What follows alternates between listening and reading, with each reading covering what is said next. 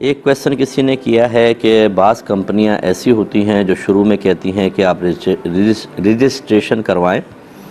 پیسے لیتی ہیں، اس کے بعد کہتی ہیں کہ آپ ممبر بنا کے دیں، ہم ممبر کا آپ کو کمیشن دیں گے۔ تو اس طرح لوگ کرتے ہیں، پھر جب بہت سارے پیسے جمع ہو جاتے ہیں تو وہ کمپنیاں فراڈ کر کے بھاگ جاتی ہیں۔ اب یہ کہتے ہیں کہ ایک اگر نوجوان کو اس میں شامل ہو، ہم منع کرتے ہیں کہ ایسا نہ کریں، تو وہ جواب میں کہتے ہیں کہ یار ہمیں تو پیسے مل رہے ہیں، جو ہم نے جمع کرائے تھے وہ ریکور بھی ہو چکے ہیں، اب تو پروفٹ چل رہا ہے،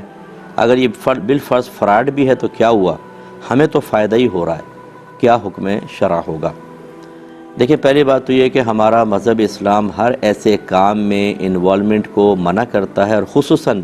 اگر خرید و فروخت کر رہے ہیں یا پیسہ انویسٹ کر رہے ہیں کہ جس میں دھوکے کے امکانات ہوں، تو شریعت اس میں انویسٹمنٹ کو منع کرتی ہے۔ اس کو شرعی اصطلاح میں غرر کہتے ہیں کہ غرر کے امکانات ہوں، دھوکے کے، تو بالکل منع ہوتا ہے۔ اور ایسی کمپنی آپ کو پتہ ہے 50 آئیں، 50 چلی گئیں، جو چلی گئیں وہ کہاں چلی گئیں؟ اگر یہ بالکل طیب حلال تھا اور بالکل پرفیکٹ کاروبار تھا، وہ کہاں گئے؟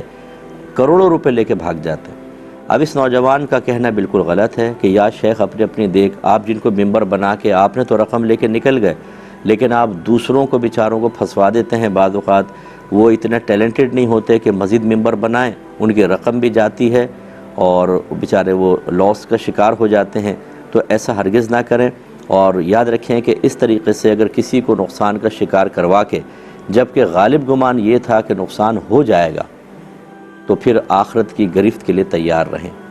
بعض اوقات ایسا ہوتا ہے کہ ہمیں نہیں پتہ ہوتا وہ کمپنی اس قسم کی نہیں ہے، یا وہ کام اس قسم کا نہیں ہے کہ جس میں دھوکے کے امکانات ہوں، اس میں چلیں آپ مشورہ دیں، ایک الگ بات ہے، لیکن جب ایک روز روشن کی طرح بات نمایاں ہے، کتنے ہی ایپس ایسے ہیں کہ جن میں انویسٹمنٹ والے معاملات تھے، ابھی ہمارے پاکستان میں کئی ارب روپے لے کے بھاگ گئے، کیا پتہ نہیں ہے کہ کیا ہو رہا ہے کیا نہیں، لیکن بس اسی رسک کے اوپر کہ شاید ہم ریکور کر لیں، باقی سب جائیں چولہے بھاڑ میں۔ یہ چیز غلط ہوتی ہے، اور اس میں اگر آپ کی وجہ سے کوئی نقصان کا شکار ہوگا تو یاد رکھیں یہاں پیسہ گیا ہے، آخرت میں آپ کو اس کے بدلے میں نیکیاں دینی پڑیں گی، اس لیے اس قسم کے معاملات سے آپ دور رہیں۔